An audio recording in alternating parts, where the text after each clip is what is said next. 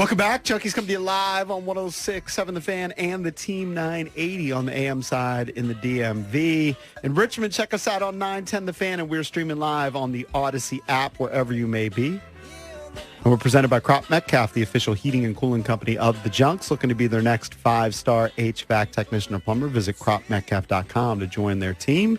It's Bish, Cake, CB, and JP. That is the foursome. But joining us right now on the BetQL Guest Hotline, it's the president GM of the Nationals, Mike Rizzo. He's presented by Main Street Bank. Cheer local, bank local. Put their team in your office. Visit mstreetbank.com for more information. Good morning, Mike. Good morning, Junkies. How are you? Hey, Mike, when you were a kid, did you hate the Yankees? Because I did. I was an Orioles fan. I grew up in this area. I grew up like in the Baltimore Orioles. I hated the Yankees. How about you? Yeah, I wouldn't say hate. Probably, just like they didn't rise to the hate. I grew up in Chicago, so in Chicago, you loved the Cubs and hated the White Sox, or loved the White Sox and hated the Cubs. Depending on where you lived. Mm-hmm. So we kind of kept it more regional, but. Yeah, well, everyone I think is kind of, unless you're a New York Yankee fan, is kind of envious of them and their championships and that type of thing. But a class organization that has had their fair share of winning. So they're one of the pillars of Major League Baseball. Yeah, I mean, believe me, I grown up Boston fan, still am. I always hated the Yankees, and it's amazing that, and I'm sure you know this, Mike, that if you guys beat them tonight, if McKenzie can beat them tonight, that would be the longest consecutive losing streak for New York since 1913. What would it put them at? It would put them at 10. Wow. That blows me away. Yeah, a lot of things that the Yankees do. You look at Brian Cashman's career there, who I have great respect for him. This guy's been there like 25 years or something. Have never been under 500. They're having a little bit of a dry spell with World Series championships, but you talk about consistency and in the hunt and playing meaningful games in September and October, like we always talk about. They do it at a very consistent basis. So they've had a good run. So last night to beat them, JoJo was good. 6 innings, 1 hit, 1 run, 5. Now he did walk 5. I know you hate that, but he walked 5. But he gets doesn't get the win. But you guys win 2-1. And CJ, we talk about him every week, Mike. Every time you come on, man, he's just the confidence level is skyrocketing. Huge home run in the 8th inning. He's just fun to watch. Yeah, big home run, national stage, Yankee Stadium. You got 2 young kids, Kieboom and CJ. That was our offense for the most part. Right. We ran ourselves out of a couple opportunities, but really you get 2 long balls in Yankee Stadium, and you shut those guys down with only 2 hits. That's a remarkable night pitching, and I think a lot of ingredients went into that game. You had some timely hitting, and we played great defense, and we pitched really well. And the bullpen came in and shut down a Yankee team at Yankee Stadium. Hey, Mike, talk about Kieboom and kind of his journey, big prospect, and kind of struggled, and then obviously injuries and the Tommy John thing, and being out for a while and then hit a homer like that. I kind of wrote him off. I'm just a dumb fan, though, so it doesn't matter what I do. But then he hits a homer, and now I'm rooting for him, right? This underdog. And I look it up, and he's still, for the next 10 days or so, he's still only 25 years old. Yeah, we do. Today's game is such a prospect-driven game. It's you guys remember 25 years ago, 10 years ago, we didn't know these prospects like we do today with all the media coverage and that type of thing. And he was a top flight prospect coming up after we drafted him and developed him. He ran through the system pretty fast and got to the big leagues at a young age. And then the injuries started happening. And a Tommy John, which for a position player isn't as catastrophic as a pitcher, but it still keeps you on the shelf for almost a year, and then he's had a shoulder issue, and then a couple other nagging things. So this guy's played routinely or regularly in 2 years, and when you think about his path, he's you're down in West Palm Beach in the summertime with a bunch of your young rookie ball kids, and you're trying to stay positive and keep the focus on getting ready to get back to the big leagues. And it's a long process. It's a long year and a half, 2 years down there, and I felt good for him yesterday. I saw the interview with Dan Kolko after the game, and you could sense the emotion in him. I thought a little bit. Coming back, first at bat, first pitch you see back in the big leagues in 2 years, and you hit a home run in Yankee Stadium. That's a key home run that helps you win the game. And I thought his mindset and his makeup was just what this team is all about. It's he mentioned nothing but help the team win, want to be part of the winner, and want to have a bright future with these guys and that type of thing. So I felt good for him. I'm rooting for him. He's a good kid. He works hard, and like I always say, prospects all develop at different rates, and there's no timetable for them. There's no clear and concise path to prospect to big leagues. So we're hoping that he comes back and gets into a little bit of a flow and can finish the season out very positively going into the off season and into next year spring training. These teams that are battling for division titles, for wild card berths right now, they don't want to play you guys. If you look at the last, 6-7 series, you win the series against Philadelphia. Won that Little League Classic game. That was very cool, by the way. That was cool. Very cool. You took 2 out of 3 from Boston. Boston now has slipped to, I think, 4 or 5 games out of the wild card. So that certainly didn't help. You lost 3 out of 4 in Philly, but you swept Cincinnati. They're battling. You won the series against Milwaukee. They're leading their division, going to win their division. But teams don't want to play you right now. That's how scrappy you guys have been. And with 36 games to play, let's just say you go 536. You'll finish with, low to mid-70s wins. If I would have told you before the season started, Mike, you're probably going to have 73, 74 wins this year, would you tell me I'm crazy, or you would say, yeah, it's possible?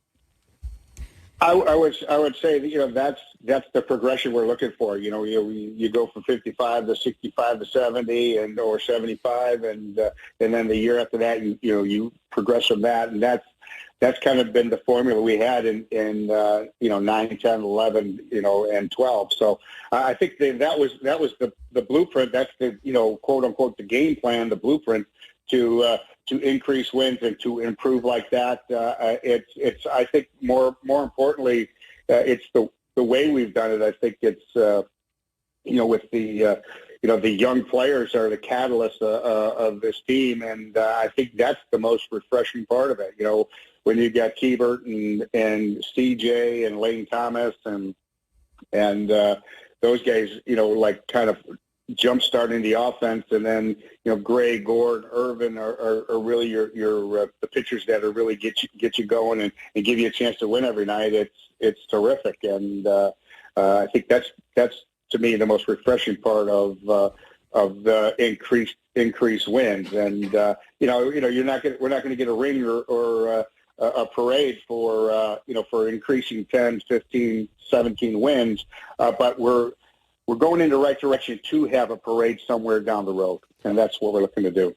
Talking to Mike Rizzo, President and General Manager of the Washington Nationals. So the big news this week, Davey Martinez gets a 2-year extension. Is Mike Rizzo next?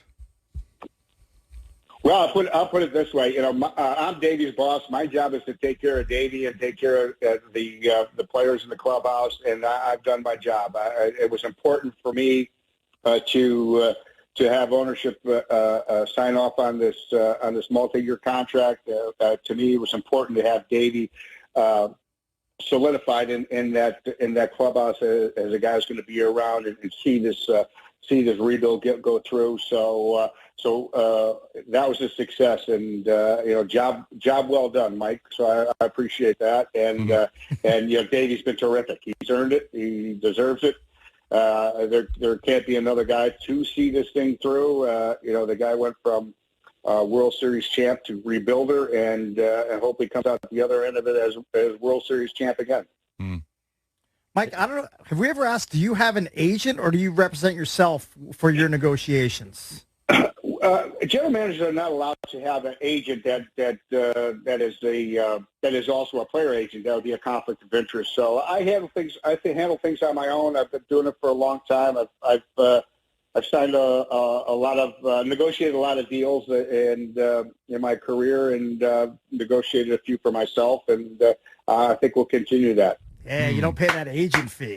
Well done. Yeah, you save a lot of You money. understand how much that kills my wife every 2 weeks. Oh my, or a month, whatever it is. She hates it. So Mike, just kind of getting back to what I was saying before, it doesn't really end. You guys are going to play Miami 7 times up until right through Labor Day weekend. You're going to play Toronto on the road end of August. So obviously, those are 2 teams that are battling for a wild card position. They don't want to play you, though. I guarantee it. Not the way you guys have been playing. Teams would rather play the Yankees right now. Well, they're gonna have to prepare for us and focus in on us, and I think that's a good sign for us. We do our schedule is it's a pretty tough gauntlet coming up in the month the end of August and through the month of September. A lot of tough teams, playoff bound, and are fighting to be in the playoffs, and it's our job to as Davey always says, go 1-0 today. Let's not look too far down the schedule. We'll look tonight at 7:00 and try and knock off the Yanks again in Yankee Stadium and win another series. That's our focus. That's how short-term view of things that we have to kind of get through this long season is to keep it short. And we'll look for tomorrow's game, win the series. If we win the series tonight, then we're going to look to sweep the series. And then move on to Miami and then to Toronto. Yeah, this is a tough 9-game roadie for sure. It is. You want to touch on Dylan Cruz being moved up to Harrisburg? He played last night. He went 1 for 1, a couple of walks. He was killing it, obviously, for Fredericksburg. What a beast! And you guys decided to move him up. You want to touch on that a little bit? Yeah, it was a nice. We thought it was a nice time to move him up. Double A's trying to catch a couple of teams to get in the playoffs, 4 games out or something like that. And we felt that it was time for him to move out of Fredericksburg. He had kind of commanded that league and played very well there. So we were going to send him to Wilmington, but I looked at Wilmington and they've got 4 outfielders that we want to play every day. We got Lyle and Tuna and McKenzie, and we were going to send Pinckney there. So that was 4 guys, and I didn't want to take any playing time away from them. So we felt that Dylan could handle the Double A level. Even if he struggled a little bit, it wasn't going to affect him psychologically or emotionally. But we felt ability-wise and talent-wise, he can handle the league. And to have all those prospects, at the same level, battling for the same thing, trying to win a pennant, if you will. I think will bode well for that group in the future because that's kind of our group that's going to be a part of our next championship club. Mike, has Jason alerted you that we are tentatively planning on crashing your suite on September 20th for the 105 start against the White Sox? I have not. Has that been brought to your attention? That'd be awesome. No, it has not, but I can't wait. That'll be good. All 4 of you? All 4. See, it seems like that. Well, I'll cater accordingly. Oh, we love to hear that. That's amazing. Are the producers trying to get in on it too? We were coming. Yeah, sure. Definitely. The more the merrier. In that place, the more the merrier. All right, we're gonna do it then. Sounds great. Cocktails flowing, Mike. Extra dogs too. I can't. Extra dogs for sure. Cocktails. You guys could cocktail up for sure. I'll be working. Yeah, you'll work. Yeah, we can day drink. You can't. Yeah, I love day drinking. Yeah, but as soon as that game's over. Yeah, if we win, we'll have a couple together for sure. Perfect. All right, good. Hey, our real quick, James Wood and Dylan Cruz both at Harrisburg, right? Yes. Yes, Right. correct. Okay, so Dylan played center and James played And right. Hassel. Those guys are going to rotate. All three of them. And All three wasn't of them are going Brady to House there, rotate too? center field. So you had Hassel, Cruz, Wood, and Brady House there. Brady House and Lindstrom is there, and Pineda is there. It's a really They're good loaded. team. Hers threw another gem last night. 4 innings, 76 pitches, no hits, no runs, 6 punch outs. So we got Mitchell Parker over there. We've got a bunch of prospects running around down there. It's a good, exciting team to watch, and it's a good group. Wow. Okay. All right. Thank you, Mike. Appreciate it. All right. Good luck tonight. Okay. Thanks, guys. Yep. Appreciate it. Talk Bye. to you soon.